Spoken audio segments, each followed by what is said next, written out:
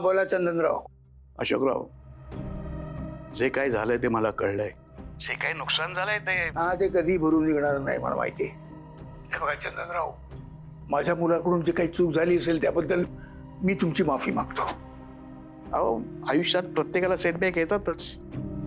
सगळ्यांना कधी कधी पैशाच्या अडचणीतून जावंच लागतं.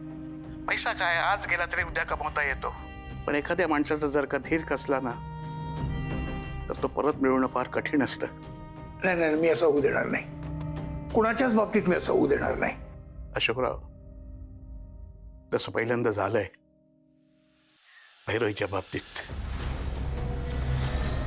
काय?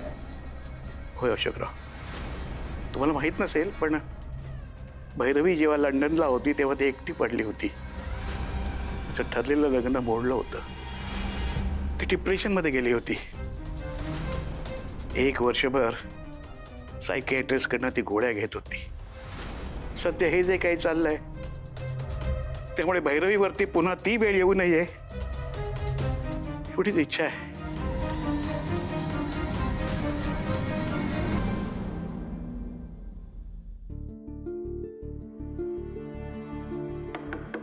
भैरवी, अगं जेवायला चाल ना.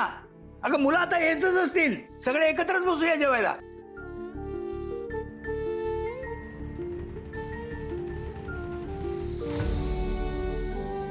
अगं भैरवी, भैरवी तू रडतेस? नाही बाबा,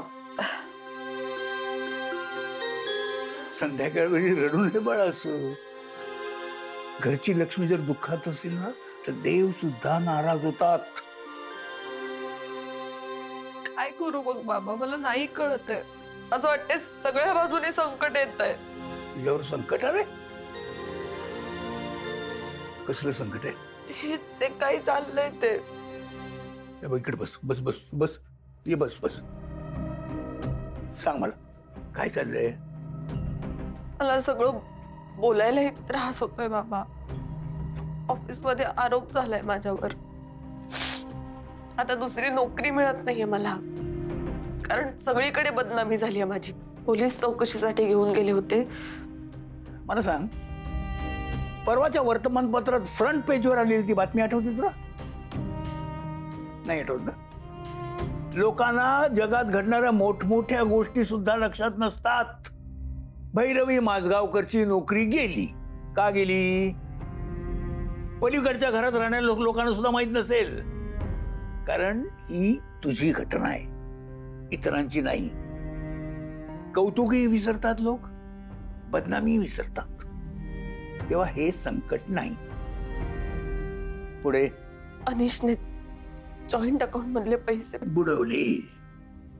पैसे बुडवले.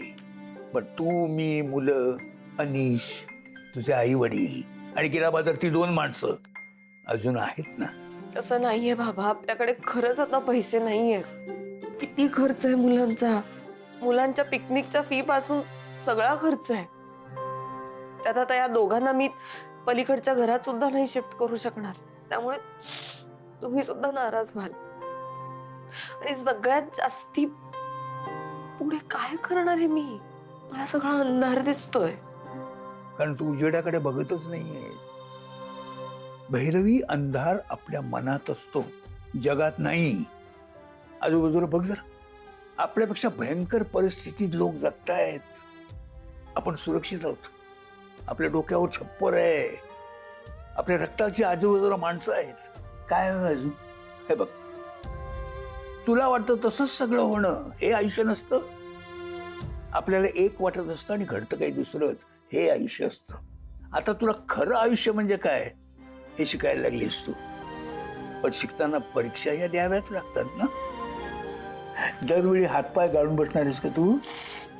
तेव्हा उठ, सावर स्वतःला. संकट ही काही काळासाठी येतात, कायमची ठाण मांडून बसत नाहीत. तेव्हा पहिली गोष्ट, तब्येत सांभाळ. सर सलामत तो पगडी 50. अशी जर रडत बसलीस तर मुलांसमोर काय आदर्श ठेवणार आहेस तू? पण बाबा, अनिश माझ्याशी नीट बोलतही नाहीये. बोलेल तू. आपल्याला त्याला थोडा वेळ द्यावा लागेल. मग तो नक्की बोलेल तुझ्याशी. आणि एक गोष्ट, काळजी करू नकोस, नोकरीचा जास्त विचार करत बसू नकोस. बाबा म्हणजे या वयात तुम्ही नोकरी करणार, तुम्ही पैसे कमवणार आणि मी काय, मी घरात बसायचं. अगं वेडे, एक बाई जे घरामध्ये काम करते त्याची किंमत जगात कुणीही करू शकत नाही. मी फक्त पैसा कमवतो, पण तू हे घर धरून ठेवतेस. केवढा फरक आहे आपल्यात. त्यापुढे नोकरीचं काय, पण तुझ्यावर कोणी का आणि कसा अन्याय केला ते आता मी शोधून काढणार आहे. मला वाटतं त्याचा उलगडा व्हायची आता वेळ आली. अगं उठ उठ, बसलीस काय? चल उठ उठ. असं रडत बसायचं नाही आता. देवापुढे दिवा लावलास? हा बस, देवापुढे दिवा लाव, मग आपण सगळेजण जेवायला बसूया. चल चल, ये ये ये ये.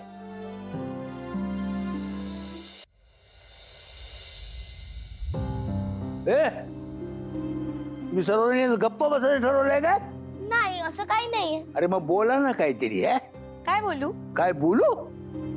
ते काय करतोस तू? लिहितोस काय आता रात्रीचं? एसे लिहितो आजोबा मी, एसे. एसे? हा. ते कशा लिहितोस? नाहीतरी शेवटी हिच्या वहीत बघूनच तू लिहिणार. काय काय विषय, काय विषय काय?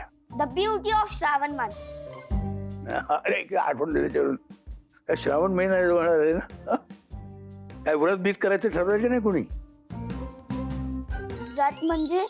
अगं व्रत म्हणजे वहिनी ना, व्रत म्हणजे काय सांगा जरा.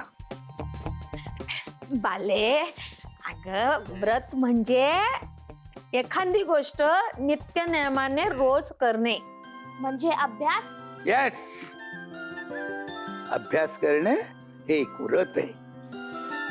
बाकीचे अजून व्रत परीच आहेत. खेळणं. खेळणं हे सुद्धा एक व्रत आहे. हा. तर मी धावणं, पळणं, व्यायाम करणं इकडे व्रत आहे ते. आणि मोबाईलवर गेम खेळणं. मोबाईलला हात न लावणं हे एक व्रत आहे. रोज कार्टून बघणं हे व्रत नाहीये, पण रोज पुस्तक वाचणं हे एक व्रत आहे. पण आजोबा, आपल्याला कुठलं व्रत करायचंय हे कसं ठरवायचं? ज्याच्यामुळे आपल्याला छान वाटतं एकदम आणि असं पॉझिटिव्ह वाटतं ना, ते करायचं असतं. काय बरे, तू करणारच की नाही कधी व्रत?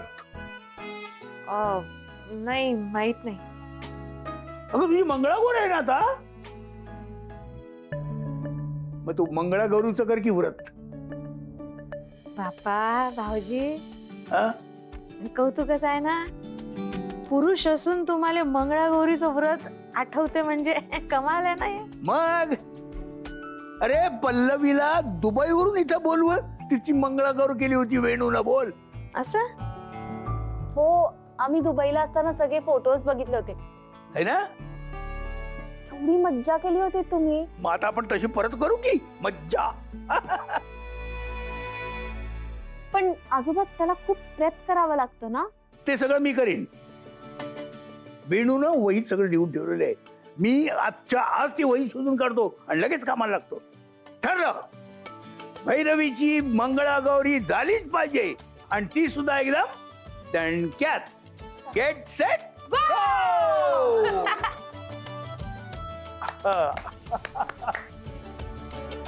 चल चल चल बस. काय देसाई, पावसाळा म्हटल्यावर दोघं अगदी मस्त फिरायला चाललात वाटतं. काय तुम्ही पण तोरणे ना. तोरणे, तुम्हाला ब्रेकिंग न्यूज कळली की नाही? आता काय झालं? अहो, माझगावकरांनी सोसायटीचा हॉल भाड्याने घेतलाय, तो पण पूर्ण ऍडव्हान्स पैसे देऊन. कशासाठी? भैरवीची मंगळागौर करतायत ते.